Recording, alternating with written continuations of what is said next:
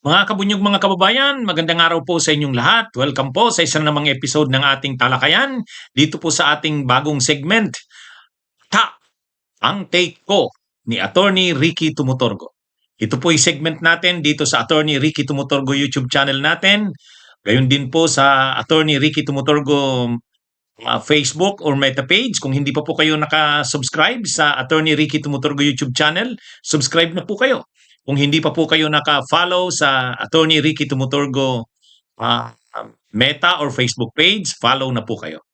O ito mga kabunyog, mga kababayan, pag-usapan natin anong take ko dito sa sabi ni Ombudsman Boying Rimulya, di rin siya kumbinsido dito sa naging desisyon ng ah, Korte Suprema tungkol dun sa motion for reconsideration sa impeachment ni Sara Duterte, mga kabunyog. Kumbaga si Ombudsman Boying Rimulya, pareho rin ng pareho na rin ng ng opinion o ng mga komentaryo ng iba pang mga legal experts. Ang paniniwala din ni Ombudsman Boying Rimulya, nagkaroon din ng judicial overreach. Sumubra ang Korte Suprema sa naging desisyon nito. Ito ang pagkakasabi ni Ombudsman Boying. Sabi niya, may problema tayo sa last decision ng Supreme Court on VP Sara Duterte impeachment. I don't totally agree with that. Parang nawala yung rulemaking power ng House. O yan kumbaga hindi siya totally agree. Ibig sabihin, may ibang bahagi doon na sang-ayon siya pero hindi siya totally agree. Ang sinabi ni Ombudsman Boying na parte o bahagi na talagang hindi siya sang-ayon, parang ang nawala na yung rulemaking power ng House. Ano yung tinutukoy niya dito? Sa Constitution kasi, sa Article 11, Section 3, Paragraph 8, ang nakalagay kasi talaga doon, ang power na gumawa ng rules tungkol sa impeachment, kung paano ang proseso ng impeachment, binigayan sa Kongreso. Nakalagay yan sa Constitution. Kasi siyempre sa Constitution, hindi naman pwedeng i-detalye yung procedure ng impeachment. Mga generalities lang ang nasa Constitution. Pero nakalagay sa Constitution sinong gagawa ng rules tungkol sa impeachment? Kongreso. Malinaw yan sa Article 11, Section 3, Paragraph 8. Ang Congress ang may power na gumawa ng rules tungkol sa impeachment. Ang problema dito sa naging desisyon ng Korte Suprema, lumabas lang na parang desisyon. Pero marami nang dinitalye ang Korte Suprema sa desisyon nito na parang ito na yung gumawa ng rules tungkol sa impeachment. Yung mga steps, yung mga requisites sa impeachment, pati nga definition kung ano yung session days. Ang Supreme Court na ang nagsabi kung ano ang session days. Hindi naman ganun dapat kasi ang Kongreso mayroon na itong pagkaintindi kung ano ang ibig sabihin ng legislative session days. Nakalagay kasi sa Constitution, pagka-file ng impeachment sa Secretary General ng House, pagka na-file na ito, mayroong 10 days ang Kamara o ang House para i-refer ito sa Rules Committee. Katapos i-refer naman ng Rules Committee sa Justice Committee. 10 session days. Ngayon, sabi ng Korte Suprema, ang session days na sinasabi, iba sa legislative session days. Ang session days na sinasabi sa kaso ng impeachment, calendar days. O yun palang, ano na yun parang ang Korte Suprema na ang nagsasabi kung ano yung session days. Kasi nakalagay sa Constitution 10 session days.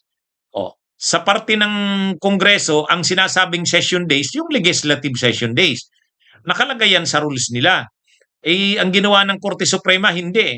Ang sabi ng Korte Suprema sa desisyon nito, ang session days ay calendar days. So medyo na yan.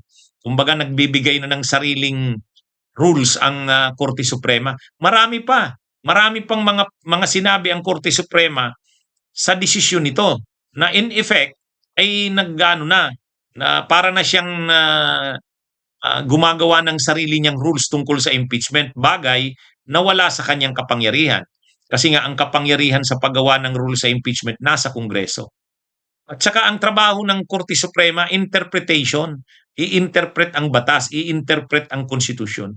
Hindi siya pwedeng gumawa ng batas o ng rules. Kasi ang tawag na dyan, judicial legislation. Kapag nag-judicial legislation na siya, sumusubra na siya. Yun yung tinatawag na judicial overreach. Yan yung sinasabi rin ni Ombudsman Boying Rimulya na yung rule-making power ng Kongreso pagdating sa kung paano ang impeachment kinuha na ng Korte Suprema. So sabi ni Ombudsman Boying, hindi siya totally agree. Kaya nga sang-ayon siya sa sinabi ni Senate President Soto. Sabi ni Ombudsman Boying, tama si Senate President Soto. Kaya ano ito mga kabunyog, mga kababayan, ang worry lang, ang kinakabahala lang ni Ombudsman Boying, kung ganyan na ang Korte Suprema ay nakikialam na sa ibang domain na hindi niya naman saklaw kasi may separation of powers tayo, nakakabahalaan niya yan. Baka dumating din ang panahon na kahit siya sa ombudsman, yung mga exclusive na domain ng ombudsman, pakialaman na rin ng Korte Suprema. Uh, Sabi ni Ombudsman Boying Rimulya, nakakabahala yung ganyan. Parang nagiging masyado ng makapangyarihan ang Korte Suprema. Sa separation of powers, co-equal ang mga branches ng gobyerno. Ang legislative, ang judiciary, ang executive, co-equal yan. Pati yung mga constitutional bodies, hindi pwedeng mangibabaw ang Korte Suprema sa lahat ng yan. Halimbawa, sa paggawa ng batas, ang may kapangyarihan yan ay Kongreso. Ang tungkol sa impeachment, Kongreso din yan. Kongreso rin ang may kapangyarihan sa impeachment. Hindi pwedeng maging makapangyarihan sa impeachment ang judiciary, ang Korte Suprema lalo na kasi impeachable officials din ang Korte Suprema eh. Kaya medyo ano ito mga kabunyog, mga kababayan, kumbaga ang nangyayari ngayon, hindi lang si Senate President Soto, hindi lang si retired Associate Justice Adolfo Ascona, hindi lang si dating Constitutional Commissioner Rini Sarmiento, hindi lang ang mga kilalang lawyers na tulad ni Dinmel Santamaria, si Attorney Jess Falses, hindi lang sila Professor Tamase ng College of Law ng UP, hindi lang sila yung may ganung pananaw. Kahit si Ombudsman Boying ay ganun ang pananaw na medyo nga sumubra ang Korte Suprema sa desisyon nito, judicial overreach. Kaya lang, um, ang tanong na dito, paano mababago ang desisyon na yan ng Korte Suprema? Yun ang medyo mahirap. Kasi sabi nga ni Senate President Soto, ilang retirements pa muna ang kailangan bago mabago ang desisyon na yan. Kasi yung composition ngayon o bumubuo ng Korte Suprema, magre-retire muna ang mga justices na yan. Kapag nag-retire yung mga justices na yan, bago na ang komposisyon, saka posibleng mapalitan ang desisyon ng Korte Suprema. Kaya lang kung hanggat yan pa ang komposisyon ng Korte Suprema, mahihirapan. Kaya sabi ni Senate President Soto, matagal-tagal pa yan. Kaya medyo napo-frustrate sila. Anyway, ang ano lang dito na kaya yung mga nagsasabi kay Senate President Soto na ano naman daw ang nalalaman nito sa batas. Graduate lang daw ito ng One Bull University. Ano lang daw ito ng Itbulaga, host. Bakit mas magaling pa daw ito sa mga justices ng Korte Suprema? Hindi naman ganoon. Hindi naman ganoon. Makikita naman natin na hindi lang naman si Senate President Soto ang nagsasabi ng ganon. Ito nga, kahit si Ombudsman Boying Rimulya, abogado na rin yan, nagsasabi ng ganon na medyo nga sumubra ang Korte Suprema. So ibig sabihin, kahit naman hindi abogado si Senate President Soto, ang mga sinasabi niya naman ay may batayan. Kaya ano rin yan, lalo na ngayon na sinang-ayunan din siya ni Ombudsman Boying Rimulya. Mga kabunyog, mga kababayan, magandang araw sa inyong lahat. Pag-usapan nga natin itong tungkol sa yung sinampang kaso ni Congressman Leandro Libeste laban kay Undersecretary Claire Castro, ang Palace Press Officer. Si UC Claire Castro ay matatandaan natin, kinasuhan, cyber libel ni Congressman Libeste. Ang kasong ito ay nag-ugat. Nag-ugat ito sa ah, doon sa kontrobersyal na congressional franchise ng na negosyo ni sa solar, yung solar para sa bayan na negosyo ni Congressman Lian Rolibeste. Ah, Naging mainit yung issue na yan ng congressional franchise kasi lumabas noon ang balita na ibinenta ni Lian Rolibeste ang kanyang negosyo sa solar. Ibinenta sa Meralco, yung renewable energy arm ng Meralco ni Manny Pangilinan, yung MGen. Ngayon, naging ano yan, usap-usapan yan. Siyempre, ang komentaryo ng marami, bakit ibinenta ni Lian Roliveste yung solar para sa bayan na negosyo niya na mayroong congressional franchise samantalang nakalagay dyan sa batas na yan na congressional franchise, yung batas na nagbigay sa kanya ng congressional franchise, may nakalagay doon na kulatilya o provision. Ang nakalagay doon, hindi niya pwedeng ibenta yon, yung franchise na yon o yung negosyo niya na yon, nang walang approval ng Kongreso. Kasi pribilehiyo lang yung binigay sa kanya dyan sa ano na yan, sa ah, solar para sa bayan. Bakit ibebenta niya nang hindi alam ng Kongreso? Ngayon, dahil bininta nga sa MGen, naging laman niya ng mga usap-usapan. Isa ngayon sa nagkomentaryo, itong si UC Claire Castro. Sabi ni UC Claire Castro, o ayan, bakit ibininta yung ano na yan, yung negosyo na yan? Hmm? Ah, Ngayon, sa bandang huli, ang sinasabi ni Congressman Leandro Libeste, hindi naman daw yung solar para sa bayan na may congressional franchise ang ibininta niya. Ang ibininta niya umano ay hiwalay, separate na solar corporation. Yung SPNEC ang bininta niya sa MGen ni Pangilinan. Kaya gusto niyang kasuhan o kinasuhan niya na nga itong si UC Claire Castro ng cyber libel dahil malisyoso daw ang pinapakalat nito na impormasyon na ibininta niya yung negosyo niya sa solar nang hindi kumuha ng congressional approval. Ngayon, ang sinasabi naman ni UC Claire Castro, hindi naman sa kanya nagsimula yung issue na yan. Ang una halimbawa na ang isa sa mga nagsabihan niya yan ay si Ombudsman Boyeng Rimulya. Sabi ni Ombudsman Boyeng Rimulya, batang-bata pa itong si Lian Rolibeste, pinagkakapirahan na ang franchise, hindi ka na ba nahiya niyan? Kaya sabi ni UC Claire Castro, doon siya nagre-react, doon siya ah, nag-base ng kanyang komentaryo sa sinabi ni Ombudsman Boyeng Rimulya at sa mga artikulong lumabas tulad sa Bilyonaryo News Channel. Ibig sabihin, may source siya ng kanyang komentaryo. Kaya lang, syempre, ang gusto ni Libeste, mapanagot daw sa paninira sa kanya kasi paninirang puri yan libel. Cyber libel dahil sa kanyang vlog niya sinabi yon. So ngayon, kinasuhan niya ito ng cyber libel, civil case ang sinampa, ibig sabihin gusto niyang kumuha ng damages. Civil damages ang hinihingi niya mula kay Claire Castro. 100 million ang hinihingi niya na damages. Mayroon pang exemplary damages na 10 million, tapos may 1 million pa para sa attorney's fees. Kaya parang 111 million lahat-lahat yan So ngayon, i-file niya yan sa RTC ng Balayan, Batangas. Mayroon na ngayong summons, pinadalhan na ng summons si UC Claire Castro. Kumbaga, pinapa-appear si UC Claire Castro ng RTC ng Balayan, kaugnay nga doon sa sinampang civil case ng cyber libel nito ni Libeste. Ngayon, ano kayang posibleng mangyari sa kaso na yan? Sa tingin ko, hindi naman magpo-prosper yan. Sa tingin ko, hindi magpo-prosper yan. Kasi ang cyber libel, kailangan malisyoso yung pagkakalat mo Malisyoso. Hindi naman malisyoso yung pagkakalat ni UC Claire Castro noon. Tulad din ng ginawa ni Ombudsman Buying, nagko-comment din lang si Ombudsman Buying, "May congressional franchise ka?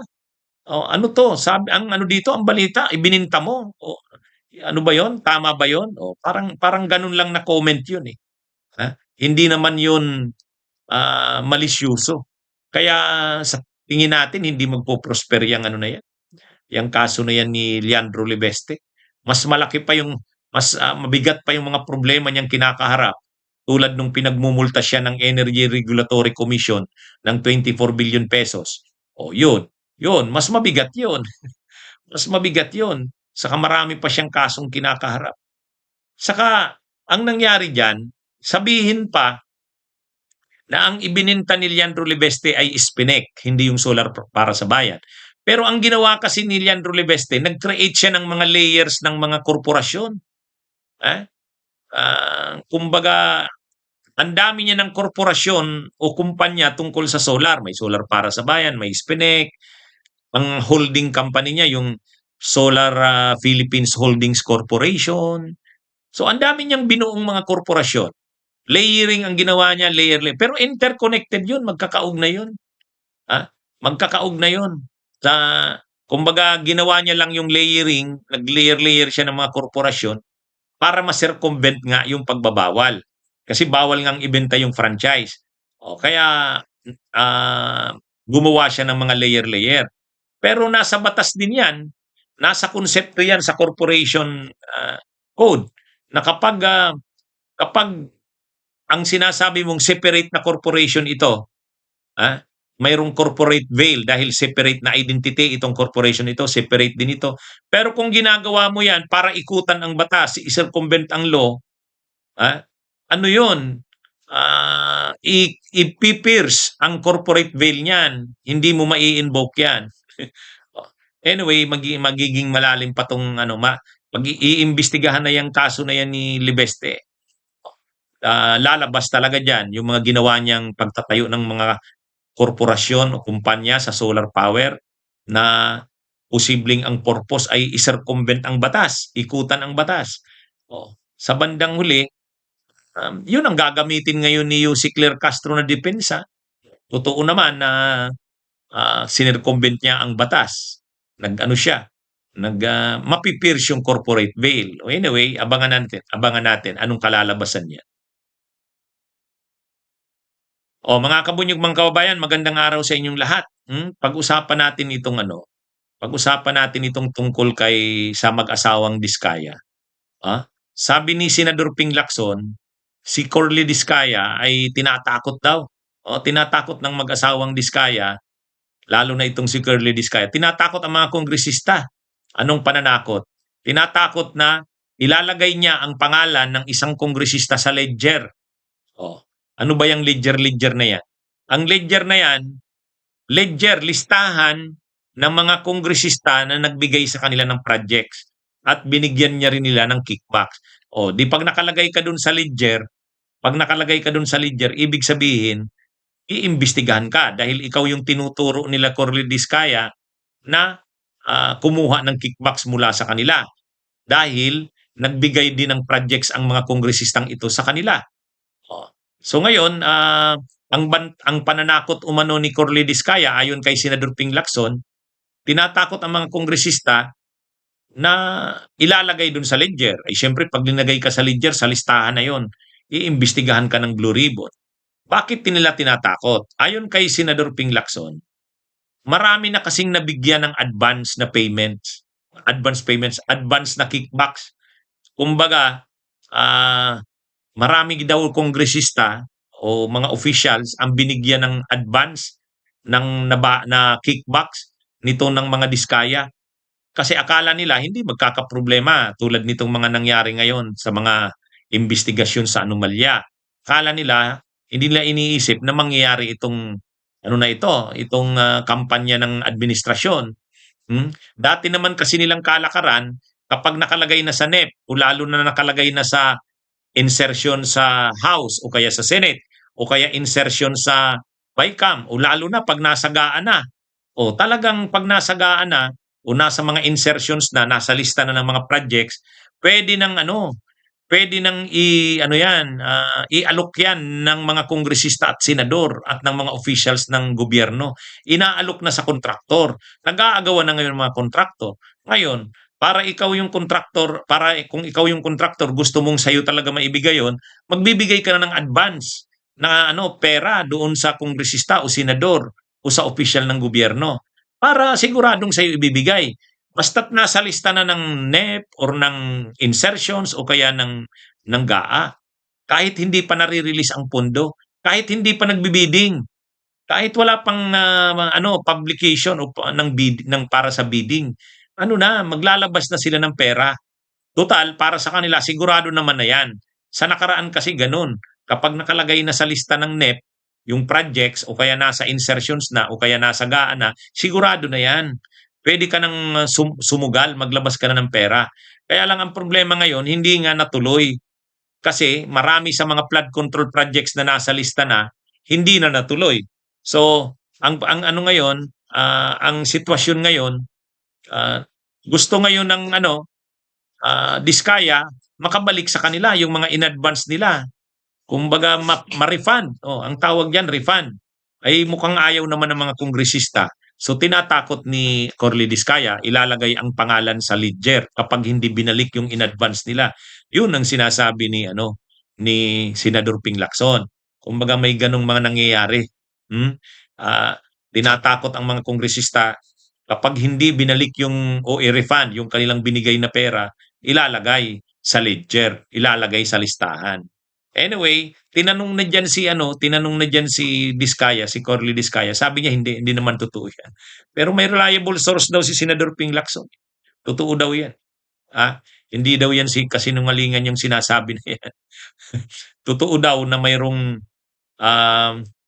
gano'n. Anyway, abangan natin kung anong ano, sa sunod yatang Blue Ribbon Committee hearing, isasalang na naman yang issue na 'yan. Hmm. Sabi ni Senador Ping Lacson may ebidensya siya, may testigo siya, eh. Ah, okey. So 'yan mga kabunyog, mga kababayan.